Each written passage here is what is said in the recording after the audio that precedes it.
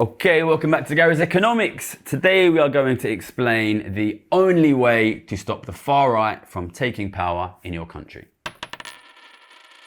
Okay, I'm filming this on Tuesday the 12th of May. This will go out on Sunday the 17th of May. We have had in the last week local elections up and down the UK. The Labour Party, our governing party, got smashed. They lost an enormous amount of seats, a big chunk on their left of the Greens, but a much bigger chunk on their right to Reform, our far-right party. It was a bit of a disaster for Labour. As I'm filming this, Keir Starmer is fighting for his life. He could be out even by the time this video goes out, or he could have resigned. I suspect he will probably last at least a few more months. We'll see if I'm eating my words by Sunday. But this is causing a lot of panic because people are starting to realise the fact, which to be honest has been pretty predictable for a couple of months, and something which I predicted even a couple of years ago, even before Labour came in, that the far right are broadly the most popular party in this country, and if nothing changes, they are going to win the next election. And that is not anything which is at all unique to the UK. This is happening all across the world. I was in France last week, it's happening in Germany, they're already in power in the US, they're already in power in Italy. So today I'm going to explain to you very simply how to stop the far right from winning power in your country. And before I start, I should just mention, because whenever I do videos like this, I'm always really aware that lots and lots of people, both here in the UK and across the world, are voting for the far right, and they want the far right to win. And I really, really don't want this channel to be a place where people voting for the far right feel they're not welcome. So I want to be really, really clear. If you are thinking about voting for the far right, you're welcome here. This is not a politically factional channel. This is about economics. This is about inequality. This is about living standards. I think if the far right get in, it will be terrible for inequality. It will be terrible for living standards. We're going to put a message for far right voters at the end. But for now, we are going to get into the business. For those of you who don't want the far right to win, how can you stop the far right from winning the next election here in the UK and in your country as well?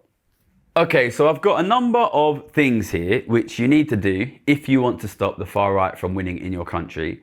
But to be honest, normally I do a big build up to the sort of the answer in these videos. But I'm going to come in straight away with what I think is number one. Really, if you come away from this video with anything, this is the clearest and most simple and most important thing which you need to understand if you want to stop the far right from winning in your country. Living standards have been falling and have fallen quite a long way for nearly 20 years now here in the UK and across the Western world. You need to recognise that, and you need to understand that, because that is driving politics, and that is driving how people think about politics in a big way. That has happened in quite an unequal way, where people towards the top have in many cases seen their living standards improve, but the vast majority of people, increasingly the bottom 50, 60, 70%, have seen significant deterioration, especially if they think about future generations and how their kids will do. This is driving everything, okay? At the moment, there is only one political grouping, political ideology, political group in the world, which is giving a clear and simple message that says, we understand your living standards are falling, we have an answer as to why they are falling, and we are going to tell you how to fix it. At the moment, there is only one political group in the world which is answering that question in a simple way, and that is the far right. Now, if I was to go out here on the street now today, pull someone to the side and say, listen, what is Labour's answer to why living standards are falling? What is the Democrats' answer in the US to why living standards are falling? And whatever country you're watching from, the centre-left, the traditional centre-left, centre-right parties, what are their explanations for why living standards are falling? I don't think even 1 in 10 people would be able to tell you what the answer is. If you want to understand why the far right are winning elections across the world, and why the far right are going to keep winning elections across the world, it is as simple as this. People are legitimately worried about falling living standards, and there is only one group of politicians here in the UK and across the world that is providing a clear and simple answer about why living standards are falling and how to fix it. As long as that continues, the far right will keep winning elections across the world. So how do you change that? Very, very simply, the other groups of people in this country and across the world, and I want to be clear, in the majority of countries, including this country, a decent majority of the public don't want the far right to win. They are polling first, but on sort of 26, 27% of the vote, which is like which is a minority. The other group of people in the country, if you want to stop the far right from winning, you need to coalesce on a clear and simple message on the economy, on living standards, on how you are going to stop living standards from falling. It is as simple as that. And I'm going to make a pitch to you here and now. If your message on how you are going to stop living standards from falling and on how you understand that living standards are falling is not about inequality, is not about billionaires, is not about taxing the richest people in society, is not about tax wealth not work, then be honest with me, what the f*** is it? Seriously, if that is not going to be the message that the left and the centre coalesce around on the economy and living standards, what is your message going to be? Because I've been following politics and politicians for many, many years in this country and in other countries, and they seem to have been trying to sell a message which is about productivity and about growth and about efficiency and about investment, and that obviously sounds fantastic to people with economics degrees. But people in the street, the general public, have heard this exact message on the economy from political parties and politicians on the centre left and on the centre right again and again and again for the last 20 years. And every single time they have voted in a politician that is doing this kind of economics, technobabble, efficiency, growth, they have seen consistently, year after year after year after year, falling living standards. And they are not going to vote for that again. So if you want these people to vote for you and not vote for your opponents who are delivering a simple, different message on the economy, you yourself need to have an idea which is not this idea which the public have clearly seen fail for 20 years. If it is not inequality, tax the rich, living standards, what the fuck is it? It has to be tax wealth not work. And I've got to put this in the context of what is currently happening here in the UK. As I'm saying, I've been engrossed this morning in seeing whether or not our Prime Minister will resign. I think he will survive the week, but I'm very confident he will not survive. Well, I'm increasingly confident he will not survive the year. Even if he does, we are going to get a new Prime Minister here in this country in the next 18 months. I'm very, very confident of that. It will probably be much, much sooner than that. This is a fantastic opportunity for the Labour Party to come in and signal that they are willing to do something significantly different on the economy. And if that new Prime Minister, whoever he or she is, be it Burnham or Rayner or Streeting, does not come in with a message that says, I am significantly different to your previous Prime Minister, I am significantly different to Starmer, I'm going to do something significant on the economy, then that new Prime Minister will become rapidly unpopular, just like Starmer did, as I predicted, just like Sunak did, as I predicted, all right? You need to have a message about how you are different on the economy. And I'll be clear, I'm here. You can email us at any point. I would love to speak to the teams of Streeting and Rayner and Burnham. You need to have a pitch on the economy that says you are different and we're here to help you. Okay, so that's the most important thing. You know, if you take one thing away from this video, that needs to be it. You have an opposition that is growing in power, that has a clear and simple message on how they're going to stop living standards from falling.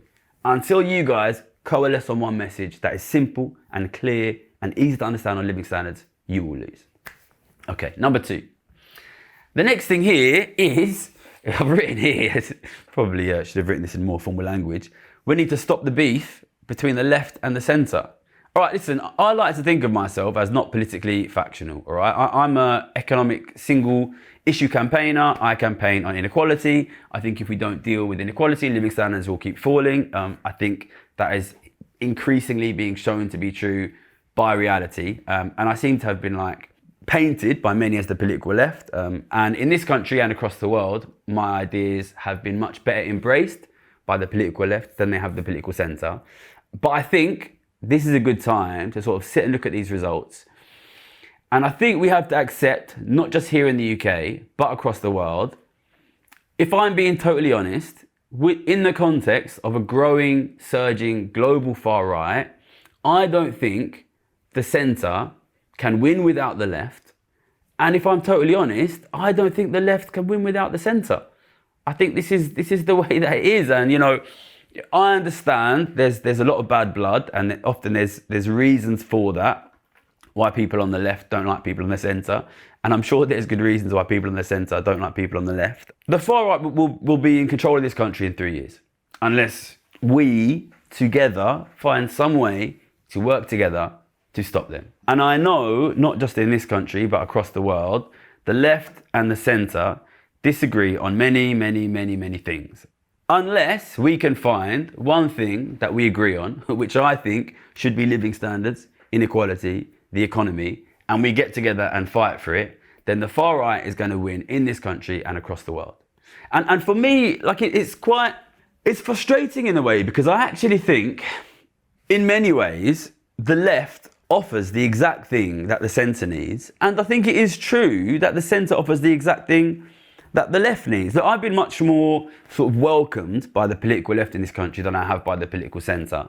In many cases, some of the political centre and Labour are quite hostile to me, whereas obviously the Greens here and Zach Polanski have, and even before Zach Polanski, they've really embraced wealth taxes. But sometimes I worry when I look at the left that they're not like serious and practical about, let's really make sure we win the election. Let's really make sure that we like design these taxes correctly. Let's really make sure that we like dot all the I's and cross the T's on this and have everything ready. But then when I look at the centre, what I see is a group of people who are like almost like compulsively obsessed with dotting I's and crossing T's, to the extent that they will be like almost pathologically unable to consider even the idea of doing something like seriously different on the economy. So you have a group of people who are like very ideological and really keen to do something radically different, but don't seem to have that like ruthless focus on practicality and winning. And then you have a group of people who seem only to want to be practical and to win, but are like totally refusing to consider anything that seems in any way radically different. So, you know, we have a big structural problem in the economy here. And it seems to be only the left that is willing to accept that. This is exactly what the centre needs. As I said before, the centre needs a political message which is clear on the economy, but it absolutely needs to also be clearly different from Starmerism and clearly different from Bidenism, because people have seen these like technocratic, economicsy, centrist messages fail again and again. If you want that, the left has that. But, you know, I think we also have to be realistic. You know, I'm really proud of, you know, the work that Zach Polanski has done, like running with the message of the wealth tax. And they have made massive strides forward electorally in the last, you know, just 1 year. And it's amazing. And, you know, if they think they can continue that, like, absolutely good luck to them. But when I look at the local election results from last week, we have to be realistic. I don't think at the moment they're in a situation where they can win, you know, in places like Wigan, in places like Sunderland, in places like much of the north of England. So I think if the left want to win, and I'm not saying they don't continue to compete with the centre, but if the left want to win and they don't want the far right to win, they need to start being open to figuring out some way that we can work out common ground with the centre. And if the centre want to win and they need to stop collapsing like they are clearly collapsing, they need to be open to some of the new ideas being offered by the left. You know, and it's incredibly frustrating here, you know, because, you know, I am not super politically factional. And I don't feel like really I sit naturally in either of these groups. But what I see here is two groups that, in theory at least, want to stop inequality from increasing, sort of tearing each other to pieces, while the far right, who are funded by billionaires, in many cases are billionaires themselves, have a literal policy to come in and cut tax on billionaires and increase inequality, are going to win. Yeah, I'm reminded of the quote from my brother that I used in a video last year when I asked him, you know, how can we stop the far right from winning? Where he said, very simply, relentless and aggressive pursuit of common ground. And unity. That's it, where he said, relentless and aggressive pursuit of common ground and unity. Look, I know that there's a lot of bad blood between these two groups, but you're going to have to sit there and ask yourself, do you want the far right to take control of your country? And sometimes achieving important things is more important than the grievances you may have with maybe people who did treat you a bit shit. But the fact is, I think this is going to be needed, not just in this country, but across the world. I was in France last week and it's the same situation. If the left and the centre cannot break bread with each other, then the far right is going to win. All right, and number 3 is, when you are in power, you can't afford to fail. So the reason I pointed this out is because, my point number one was you need to have a clear message on the economy, on living standards. But obviously this is like a focus on messaging. And I get quite frustrated sometimes when I look at politics. I sometimes feel like these failing centrist political parties, like when I hear what the people in Labour say and when I watch like The Rest is Politics, which is like our main like centrist political podcast in this country, I kind of feel like that they constantly think that their problem is like a comms problem, like a communications problem. Meanwhile, what you have is like a bunch of rich guys saying we've got a comms problem, whilst like 60% of the country can't afford to feed their fucking kids, right? And it's like, listen, yes, of course, you need to have a clear message on the economy, but also, crucially, you need to stop living standards from falling, which means you need to be ready to actually take action on the economy. And I think a massive part of the problem that Labour have now is that they didn't recognise before they came in that inequality was a problem.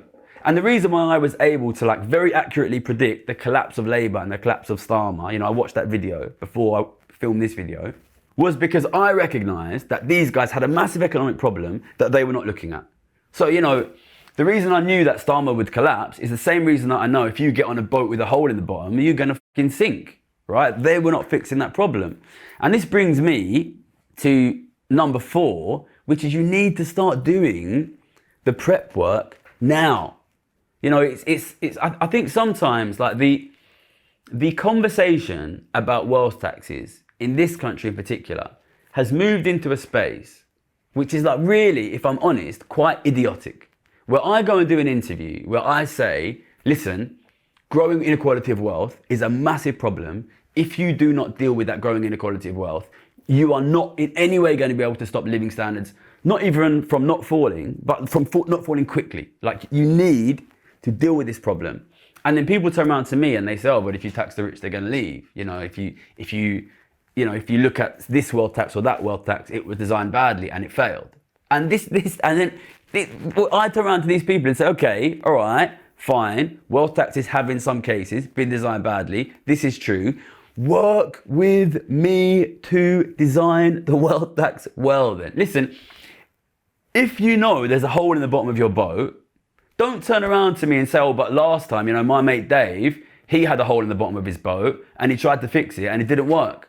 If somebody once failed to fix like a really serious problem, the solution to that is to try to fix this problem properly. I was on Scott Galloway's podcast last week and he was pushing me on this. And, I said to him, look, if you want to find examples of wealth taxes that are designed badly, you will find them. And if you want to find examples of planes that were designed badly and didn't work, you will find them. Listen, the response to the first guy who tried to build a plane, building the plane badly, is not to say this is it, we never build a plane again. It's to build the plane fucking well. Listen, last week I was in France pushing sort of the new promotion of my book, but really more than that, I went to France because I wanted to meet Gabriel Zucman, who is an inequality economist who's been working on this for 10, 20 years, who has a team of 35 people there in France that is working on designing these taxes so they work well. And I want to be there so I have a connection to this guy so that I can get Labour, who desperately need a new idea, and say, listen, here is the guy that is fucking designing it. Work with them. Like, I think we need to move past this like stupidly facile argument where I say, if you don't design a good wealth tax, you'll die. And people say, oh, well, you can show me the wealth tax then. Listen, I'm a fucking YouTuber right here, making a video a week. The team is there in France, Gabriel Zucman's team. Listen, if you are Labour and you're trying to think about what you need to do, you don't need to talk to me, all right? I will put you in touch. You can go straight to Gabriel Zucman's team. You need to be looking and talking to the people in the world who are designing this tax, because if you do not get this tax right, you're going to have the exact same problem that Starmer has had, or the exact same problem that Rishi Sunak has, or the exact same problem that Joe Biden had, which is you cannot stop living standards from falling whilst you are presiding over economies where inequality of wealth is rapidly increasing and wealth is being sucked out of the middle class and wealth is being sucked out of government. So these 2 points come together. You have to take action when you are in power. You need to start doing the prep work now. And I was really happy to meet Zucman, and we're going to interview him next week on the channel. And if you have any connections with Labour politicians or the politicians who are in power or could be in power in your country, get them to watch next week's video with Gabriel Zucman, because I think it's really important that they recognise this is not just some out there tax proposal. This is essential for stopping living standards from falling, and the people are out there designing it. You know, you don't have to talk to me if you don't like me, if you don't like my communication style. The economists are there that are doing the work. And if you want to stop the far right from winning, you need to be speaking to them now. All right, number 5 is a slight switch of lanes, but I do think it is incredibly important. And I've written here, social media, with about 10 A's on the end. Listen, where on earth are the left and the centre on social media, right? Like, it's maddening to me, basically. You know, I decided to stop writing for newspapers about 6 years ago now and shift into social media because it was obvious that is where political power is moving. And if you look at the alt-right, the far right, whatever you want to call them, they have a massive social media presence in the US. And whenever there's like a big, like young, up and coming YouTuber anywhere else in the world, they get funding immediately from these like anonymous, mysterious far right donors. And then they get platformed on things like Joe Rogan, which is like the biggest podcast in the world, right? And until some other political group, be they on the left, on the center, starts to seriously fund social media and link up the different influencers across the world together and platform them on each other's channels, we're going to keep losing elections, because it's really, really clear that political power is moving towards social media. And the only group in the world that is serious about funding social media, building that big social media infrastructure with lots of influencers that know each other and platform each other on their own platforms, until someone else builds that space, these guys are going to keep winning because that is so politically powerful. And I want to add on this, for me personally, I think the real key here to building like social media influencers that are going to be really powerful and effective at like moving how the public feel on economics and on politics is what I call outward facing social media that meets the public where they are. And what I mean by that is, in general, where I do see good like left social media influencers, or to be honest, there are almost no good central social media influencers, but those that are, what I tend to see is what I would call inward facing social media, in the sense of left-wing influencers that produce content that is largely designed for a left-wing audience and is sometimes a little bit like demeaning in the way that it talks about maybe in this country reform voters, or in the US Trump voters. And centrist political media, like a great example in this country is Restless Politics, which talks largely to centrists. And look, of course, you know, if you're talking to people like you, there's going to be a big audience for that kind of thing. But if you want to be able to convince people that are not already going to vote the same way as you, people who in this country might be voting for Reform, or in the US might be voting for Trump, or in France might be voting for like the RN, you know, you need to be having and funding and supporting influencers that come from ordinary working class backgrounds and speak outwards in a compassionate way to the public. And I have to, you know, do a big shout out to the people who I think are doing a great job of that here. Louisa Munch, Jimmy the Giant, Barry's Economics. You know, I think that unless the left and or the centre build like a serious, well-funded, outward-facing social media, you know, you're going to struggle. You're going to struggle. And if you are at all involved in like left-wing or centrist political funding, you know, you need to be serious about funding this. And you know, I'll make a pitch here to whoever the new Labour leader is. You know, I'm aware that it could happen within the next couple of months. You know, to the teams of Andy Burnham and Wes Streeting and Angela Rayner and Ed Miliband, it's almost certainly going to be one of these four. Listen, none of you have a social media presence, okay? We are here. We are here. We get millions of views on every month. You know, we've got, you know, maybe 4 million subscribers across platform. We are the only guys here who can reach the public. When you come in, you are going to have a pitch on about your economy, which says you are different from Starmer, and you need to sell that to the public. Listen, if you are serious about not becoming Starmer 2.0, who is basically Rishi 2.0, you know, the next Prime Minister who immediately becomes unpopular, you should be talking to us. Okay, here's the email. Message us. We want to talk to you. We want to save your economic policy, and we want to give you a chance to actually communicate to the public. You have no social media presence. You should be talking to us. Here's the email. All right, and number 6, you cannot look down on the public. You cannot look down on the public. Yeah, I was watching The Rest is Politics last week in response to these local election results. And I remember they were asking, why is Keir Starmer unpopular? And, you know, you have, you know, another Prime Minister, you know, maybe the 6th Prime Minister in a row, who has presided over a big increase in inequality and a big decrease in living standards. And then you have like a couple of rich people saying, why is this guy unpopular? And this is another thing, I think when the centre, what I see with Keir Starmer a lot at the moment, and also these centrists often do the same thing, they try to sort of build a parity. They say, you know, we're being attacked by populists on the left and populists on the right. And they try and say that Reform and Nigel Farage and Zach Polanski and the Greens are the same. And whether you believe that or not, if you sit as a relatively comfortable person in a country where inequality is increasing quickly, and you yourself have gotten richer in the last 10 years, and you turn around to the public and say, why are the public unhappy?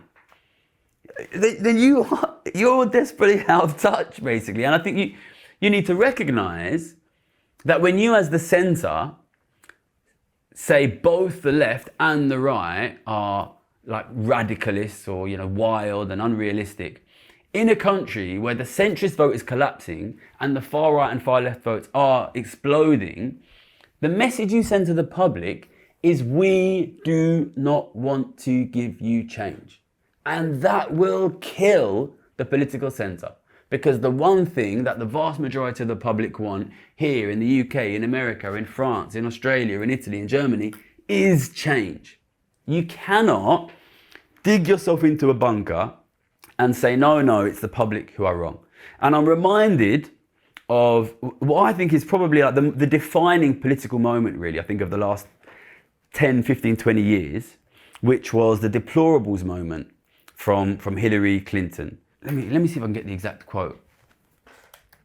This was a 2016 quote from Hillary Clinton during the presidential campaign for the first, Trump's first electoral campaign, which he won in 2016 against Hillary Clinton, where she said, to just be grossly generalistic, you could put half of Trump's supporters into what I call the basket of deplorables.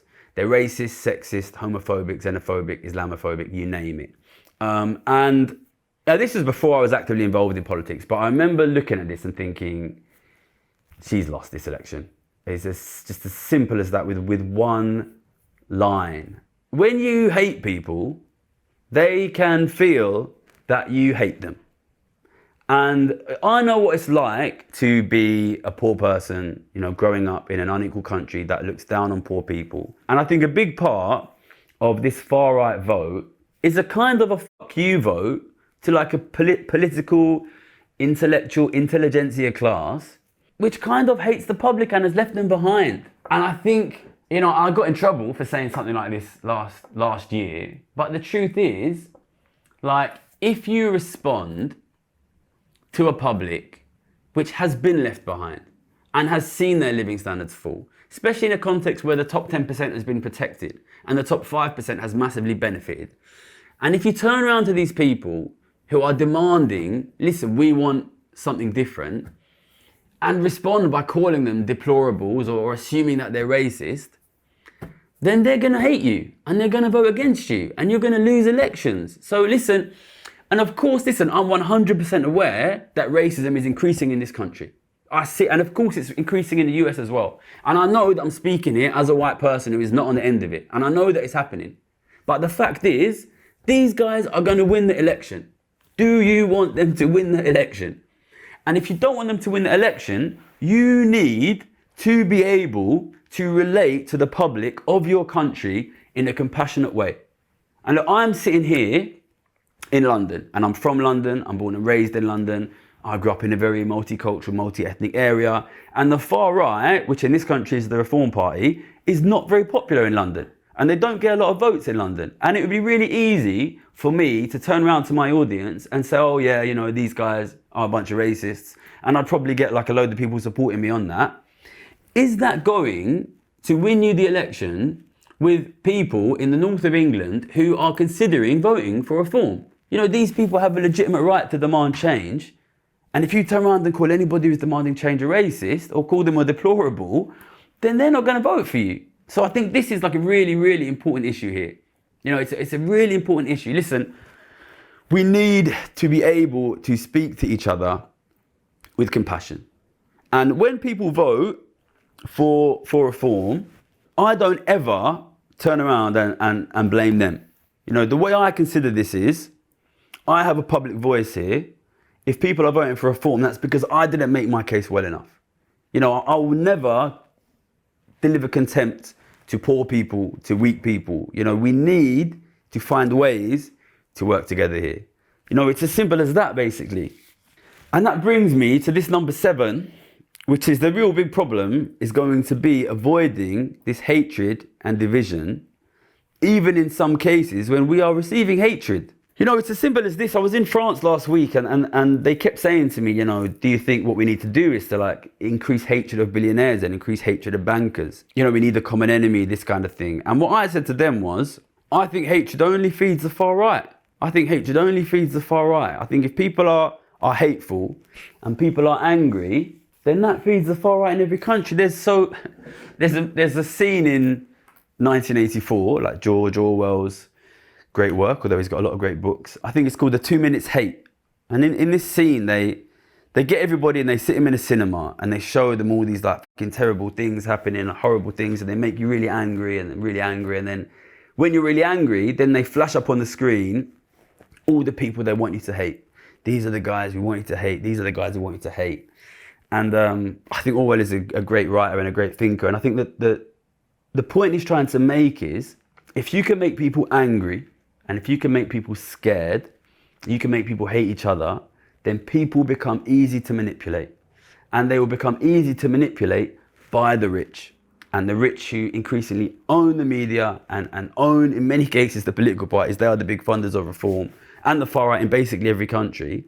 If we allow ourselves in this country and wherever you're watching to become countries where ordinary poor people, working class people hate each other, cannot talk to each other, cannot look each other in the eye, then I think the far right will win. And we need to avoid that. We need to avoid that wherever we are.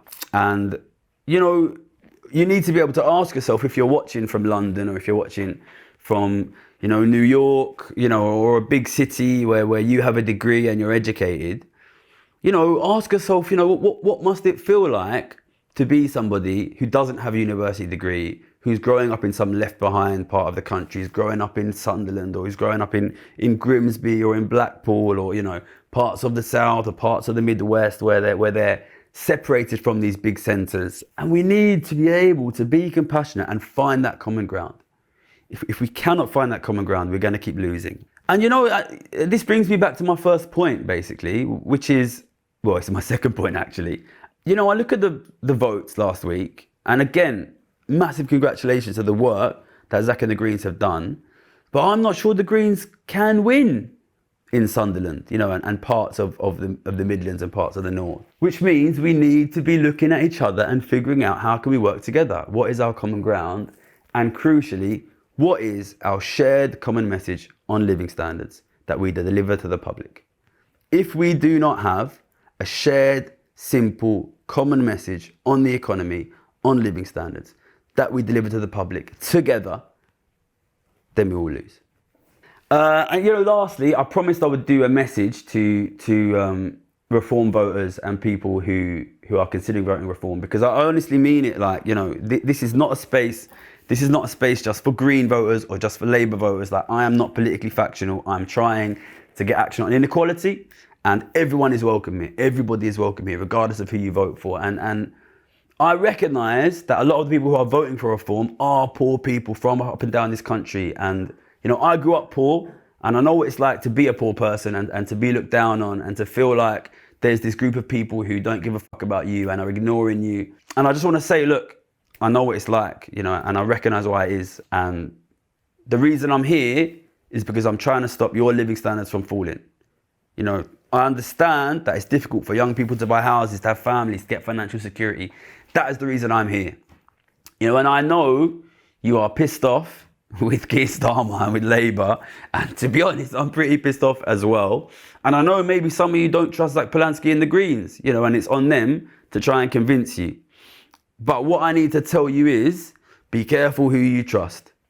When I look at reform, when I look at Farage, what I see is a party run by rich people, funded by very rich people, that have a policy, as soon as they come in, to cut taxes on the richest people in our society, which is going to increase inequality and decrease living standards for you. And look, I know that maybe when you look at them, you think, well, look, there's nobody else who's with me, who's on my side. Help us to build it. Help us to build it. Listen, I have been floating around the London political class for 10 years now, the last 2 or 3 years quite closely. And listen, in many cases, I find it incredibly frustrating. And I'm often as pissed off with them as you are. But listen, look at what's happening in America. Look what's happening in Italy. Look what happened in Poland and Hungary. In the countries where these guys got voted in, they cut taxes on the rich, they increased inequality, and it didn't do anything. It made living standards worse for ordinary working people. And very often I want to stick my finger in the eye of the elites just as much as you do. But that's not going to fucking help you, and it's not going to help me. So listen, help me build something here. Help me build something. Listen, I want to force these political parties to move. I want to force them to move to a situation where they prioritize the living standards of ordinary working people like you. I get up every day and I'm talking to all these people, and right now, as we're in the midst of trying to get a new prime minister, and I guarantee we'll get one in the next 18 months, probably much sooner, I am trying to force these guys to give us something for the working class, for living standards. And I don't have millionaire funders behind me. All I have is your support, the support of the public. So you get out there, get in touch with your politicians and say, listen, why are you not doing anything on inequality? Why are you not doing anything on living standards and tax of the rich specifically? And listen, I don't know if we're going to get it. I don't know if we're going to get movement from Labour. I don't know if the Greens are ever going to be in a situation where they can really win the election. But I tell you this right now, I'll bet any money on it. If Farage and Reform win, it is not going to improve your living standards. I'll bet any money on that. And I'm not often wrong. And my last thing I've got here, number 9, is just one word, which says hope. Listen, we have a common interest here. We have a common interest here. Okay, what is happening right now is hurting living standards for 60, 70, 80, 85% of the public. And I know there's a lot we disagree on. There's an awful lot we disagree on. But we need to find the space to agree on one thing, which is this growth in inequality is unacceptable. And we need to force our politicians to take action on that. I'm going to be out there lobbying fucking hard the teams of Burnham and Rayner and Streeting and Miliband. And really, the only power I've got behind me is the fact that millions of you guys watch my videos every week. This is a crucial moment right now. We have a chance. We have a chance to change the polity of this country. And I need you to back me. And in the last year or so, I've been all over the world. And there's people doing this everywhere. I'm so impressed by the work that Gabriel Zucman's been doing in France. I've been impressed by what we've seen in the US, in New York with Mamdani. These are guys who, they're not just sending out messages, they're working fucking hard to do it, to plan the taxes, to get it right. And we need to bring these people together. We need to bring these people together. But the opportunity is there. The people want it.